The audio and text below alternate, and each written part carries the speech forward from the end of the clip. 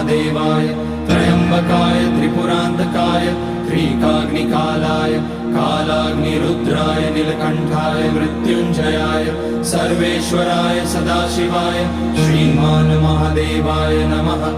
ओम नमः शंभवाय च मयोभवाय च नमः शंकराय च मयस्कराय च नमः शिवाय च शिवतराय च।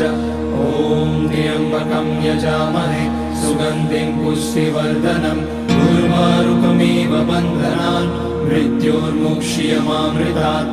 नागेन्द्रहाराय त्रिलोचनाय भस्मांगराय महेश्वराय नित्याय शुद्धाय दिगंबराय तस्मै नकाराय नमः शिवाय। मंदाकिनी सलिल चंदन चर्चिताय नंदीश्वर प्रमथनाथ महेश्वराय मंदार पुष्य बहुपुष्य सुपूजिताय